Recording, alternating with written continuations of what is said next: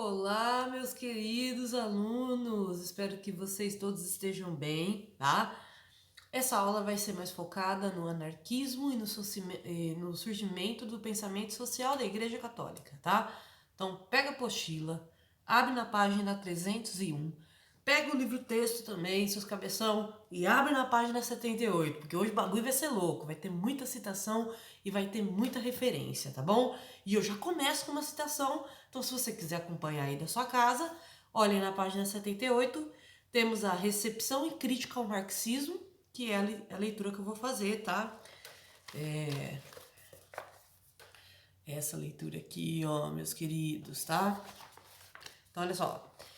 Recepção e crítica ao marxismo. Sobre a aceitação do marxismo no século XIX, o pensador norte-americano Edmund Wilson escreveu: Marx e Engels, que assimilaram com extraordinária rapidez o pensamento social e histórico de sua época, elaboraram, portanto, uma teoria completa e coerente, que explicava mais os mistérios do passado, simplificava mais as complicações do presente, abria o futuro para um caminho aparentemente mais prático do que qualquer outra teoria dessa espécie, jamais proposta. Fizeram mais, apresentaram um princípio dinâmico, que é a luta de classes aqui no caso, que impulsionava todo o sistema, motivava de modo convincente uma progressão na história como nenhuma outra generalização histórica fizera antes, o que não apenas despertava o interesse do leitor num tema de grande drama, mas também obrigava a reconhecer que ele próprio era parte dele e o estimulava a desempenhar um papel nobre. Poxa, gente, olha aí, né? Um norte-americano falando do pensamento de Marx. Muita gente acha que nos Estados Unidos, por conta da dominação capitalista, né? Nunca teve movimentos de esquerda, nunca teve movimentos, inclusive, de caráter socialista, comunista. Muito pelo contrário, galera. Lá teve muita movimentação social. Esse próximo século que a gente vai estudar, que é o século XX, os principais movimentos sociais da história do século XX, em sua imensa maioria, vão acontecer ali nos Estados Unidos da América, que vão influenciar outros países também, tá? Pensando que os Estados Unidos agora está começando a se tornar o coração do capitalismo mundial, é bem lógico pensar que, assim como na Inglaterra, lá também teve muita luta social, tá, galera? Já estava tendo, né? Com o levantamento das sufragistas, que durante a Primeira Guerra Mundial vai se transformar aí numa pauta igualitária ao extremo, tá bom? Para sua época, tá, galera? Então, olha só, por que a luta de classes ela demonstrou a dinâmica da história? Porque é o simples fato de que, pessoal, sempre é justificado que quando eu compro, vamos supor, eu vou lá e compro um chá, né? Um chazinho que nem eu tô tomando agora, chazinho de camomila. O que a mentalidade capitalista diz para mim? Que na verdade eu não estou comprando apenas o chá. Isso é uma lógica do Adam Smith, grande escritor aí do liberalismo clássico. Eu estou comprando a maneira que foi produzido esse chá. Então, quando eu pago o chá, eu estou pagando desde o produtor rural, que vai lá e planta a camomila, né? E aí ele vai e vende essa camomila bruta para uma indústria que vai basicamente pôr numa sacolinha ali a camomila, moer ela, né, selecionar ela, e aí vai vir até mim esse produto industrializado. Então o preço do chá que eu paguei, que aí a caixinha que eu paguei devia ser o quê? Uns R$ 6 aí por aí, é o resultado desse processo. O Marx vai falar, não, o Adam Smith está até certo que o valor do trabalho determina o preço das coisas. Só que onde está o pulo do gato dessa questão no marxismo? O valor do trabalho não determina só a mercadoria em si. Ele determina toda a lógica do sistema capitalista. Então, quando o trabalhador produz algo, ou quando ele consome algo, ele não está consumindo a mercadoria em si, o que realmente custou para fazer aquela mercadoria, do trabalho do trabalhador, né? Ele está consumindo o resultado da lucratividade que se teve em cima da exploração daquela mão de obra de trabalho. Então, quanto mais aquela mão de obra for mal paga, mais barato vai ficar aquele produto. Mas tem uma consequência isso, né? Além da minha gata pular em cima da mesa. A consequência é que, quando essa mão de obra é desvalorizada, o preço do produto cai, tá? O único tipo de produto que não perde seu valor é propriedade privada, pelo contrário, só aumenta, né? Porque ela depende dessa força de trabalho, e essa força de trabalho acaba injetando muito capital nessa propriedade, então ela cada vez mais se valoriza, né? E também a gente tem que pensar que de certos metais preciosos que duram por muito tempo, como ouro, prata, bronze, aí a gente, né, pode considerar um capital que tem até mais valor que o dinheiro, né? Dá para você literalmente paga muito caro para ter aquele tipo de produto, porque é um produto que dura, né, galera? É um produto que dura muito ao longo do tempo. Então eu tenho exemplo de ouro que foi fundido, transformado em corrente, depois fundido de novo, transformado em relógio, aí ele se transforma em brinco. Então o ouro ele tem esse valor porque ele pode virar várias mercadorias, o que seria, sei lá, o valor do plástico hoje, né? Então tem tipos de mercadorias que elas têm um valor maior por conta da incidência delas. Então, no caso do metal precioso é por conta da sua durabilidade, do caso do plástico é porque está presente em quase tudo, né? Então é um negócio que rende muito. Só que tem um detalhe.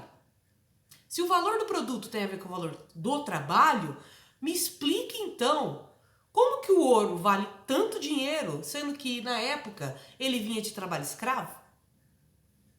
Né? Se o produto só tem o valor do trabalho em si, a mercadoria é resultado disso, esse trabalho escravo dos cafés, dos engenhos de açúcar, na época que o açúcar valia ouro, ou seja, valia mais que dinheiro, né? Era um produto tão prestigiado que valia mais que dinheiro. Como que esse produto conseguiu valer tanto se o trabalhador que produziu ele vale tão pouco? Essa é a lógica capitalista, de colocar o produto acima do próprio trabalhador e de colocar o valor no produto como se fosse o valor do trabalho, né? Então esse distanciamento do valor do trabalho gera essa supervalorização da mercadoria, tá? Então é o exemplo de hoje eu, trabalhadora, ter que trabalhar 12 meses para pagar um celular. Até que ponto esse celular realmente é uma coisa boa, que realmente vai me trazer alegria, que eu vou investir muita coisa nele, ele tem um retorno muito grande para mim de fato. Mas até que ponto o meu trabalho é tão desvalorizado a ponto de eu ter que trabalhar 12 meses para conseguir pagar um celular, né? Então, nesse sentido, no capitalismo o que a gente vê é uma supervalorização do produto e uma desvalorização da mão de obra do trabalho. Quanto mais o produto é mais barato, menor é a valorização do trabalho daquele produto. E quanto menor a valorização do trabalho, né, mais o dinheiro desse trabalhador não tem valor. Então, é o caso de, por exemplo, se você fala com uma pessoa milionária que nem o Neymar, você imagina que se ele fosse no banco tirar o salário dele, ele ia falir o banco. Porque ele não ia ter nem dinheiro físico pro tanto de dinheiro que ele tem. O dinheiro físico é uma característica das classes baixas, porque elas usam dinheiro fixo, que é parte do salário delas, para pagar pelo trabalho dos outros. Então, quando você compra um produto, você está pagando pelo trabalho de outra pessoa, como eu dei o exemplo do chá. Porém, qual que é a disparidade do capitalismo? O valor do trabalho ele é muito infinitamente menor do que o valor do produto. E aí, nessa diferença social, quanto mais eu trabalho, menos coisas que são resultado de trabalho dos outros eu tenho acesso. Né? E aí, qual seria a lógica do socialismo e comunismo? Quanto mais eu trabalho, mais eu tenho acesso. Né? Então, quanto mais eu... se você pegar o caso de um trabalhador rural, é ridículo pensar que esse trabalhador rural não tem acesso a muitas coisas que ele mesmo produz. Né? Ou um minerador que vai lá e minera coisas extremamente caras, como, né, um topázio real, que é caríssimo, só que o trabalho dele não é valorizado, porque o salário dele é muito baixo, né? O preço pelo trabalho dele é muito baixo. O preço pela vida do trabalho dele é muito baixo, né? Então, é o trabalhador que não tem acesso ao fruto do trabalho dos outros, né? O acesso dele é muito restrito, né? Então, isso vai gerar também o anarquismo, que é uma outra corrente da esquerda que vai surgir no século XIX. É uma corrente extremamente, galera, rica. E quando eu digo isso, que ela é uma corrente extremamente rica, é que é um assunto que é pano pra manga. Por isso que eu acho que vai ter uns 3 blocos essa aula, tá, galera? Então, olha só. O anarquismo, então, vai surgir aí no final do século XIX, tá? Os principais anarquistas, os nomes de anarquistas é o Pierre-Joseph Proudhon, que nasceu em 1809 e vai vir a falecer em 1865. Ele tem uma frase famosa que é: o capital faz ao trabalho, o Estado, a liberdade e a igreja ao espírito. O capital, né, oprime ao trabalho. E é essa relação que eu falei para vocês, né? O capitalismo, ele desvaloriza o trabalho do trabalhador a ponto desse trabalhador ter pouco acesso ao que a própria classe social dele produz, né? Os trabalhos dos outros, né? Então, por exemplo, Um fato de um professor que não tem dinheiro para pagar uma pessoa para fazer sua casa, ou seja, ele não tem acesso àquele tipo de trabalho, ele não tem acesso àquele tipo de produto que é a casa, ele precisa se virar nos 30, né? Então, dentre outros exemplos aí, tá? Aí o Estado, a liberdade, ele tá fazendo uma crítica às leis, né? Bem clara a instituição do Estado também, porque o Estado, principalmente nessa época, ele era usado, como até hoje, né? A gente percebe que as principais linhas aí, por exemplo, do Exército Brasileiro, se você pegar ao longo da história do Brasil, o Exército Brasileiro combateu mais guerras internas do que externas. Isso significa que o exército foi mais usado para repressão da população e das suas reivindicações do que em grandes guerras mundiais, né? Isso faz a gente refletir qual é a função dessa ala, né? Que hoje, por exemplo, é a PM, dentro do Estado. O que ela faz? Qual que são as propostas que ela, as atitudes práticas dela, né? Ou então no caso das leis, por exemplo, né? As leis, elas não são iguais a todos num lugar desigual. Então, por exemplo, eu dizer que na lei o direito à propriedade é levado a sério é piada para as pessoas mais pobres, porque as pessoas mais pobres não têm sequer um lugar para morar, né, para dizer que é seu. Porém, essa lei de propriedade vale muito para as pessoas mais ricas, né? Porque quando você tem uma propriedade ociosa, você pode construir uma propriedade de função social. E aí, no pulo do gato dessa questão, pessoas como o Trump enriqueceram. Porque o Trump construiu todos os prédios dele em propriedades públicas que ele conseguiu através de concessões políticas, né? E aí a galera vai e critica o movimento dos trabalhadores sem teto, por exemplo, que é uma galera que ocupa os lugares que são ociosos, que deviam ter essa função social, né? Ou que nem no caso da MST, que ocupa terras improdutivas, porque tinham que ter uma função social também essas terras, e não tem.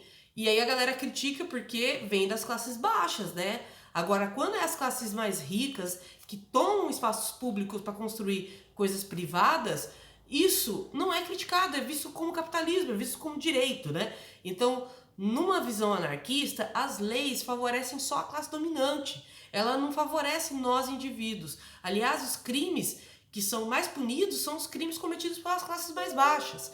Os crimes mais bárbaros da história da humanidade, em termos de estatistas, né, que cometeram crimes e tudo mais, como na história do Brasil, pessoas que perseguiram, torturaram, essas pessoas não sofreram nenhuma punição da lei. Então, se a gente parar para pensar por esse ponto de vista anarquista, para que serve a lei?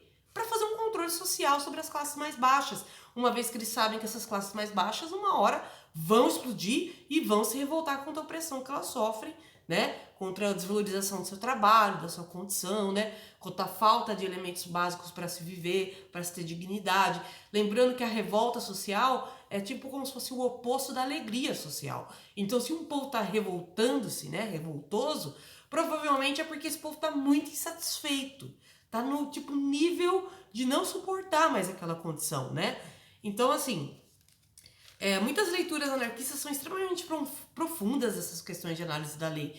É muito diferente você falar, ai, nenhuma lei presta, conhecer a Constituição é inútil. Não, os anarquistas, ao contrário, eles fazem um conhecimento dessas coisas para poderem criticarem. Eles têm um conhecimento profundo de como essas leis funcionam. Eles sabem que essas leis funcionam de punição, por exemplo, para classes mais baixas, para pessoas que têm ideais políticos diferentes. Então, o exemplo daquele estado de São Paulo foi que nem teve a manifestação dos professores que foram contra a reforma da Previdência, porque a reforma da Previdência ia colocar os professores para trabalhar até os 60, 70 anos, né? Os professores foram se manifestar pacificamente, né, contra esse projeto e foram extremamente atacados pela linha de choque. O choque é a parte da PM mais forte, né? Treinada para guerra, literalmente. Então, existe esse movimento do Estado contra, embora as manifestações sejam garantidas por lei, embora existam leis que protejam o direito de se manifestar, porém nenhuma dessas leis protege a gente dessa opressão, né, sofrida pelo governo. Inclusive, eles vão achar brechas na lei para fazer isso, né? Então, nesse sentido, os anarquistas criticam as leis e eles criticam a igreja também, por isso que ele vai falar nem a igreja, os espíritos, espírito no sentido de alma, tá? Alma no sentido de pensamento, de mentalidades, tá bom? Porque, gente, agora vem uma coisa muito louca da visão anarquista sobre o que seria a mentalidade segundo a igreja, né? Vou ter que Dá uma pausa porque você vai ficar pro próximo bloco.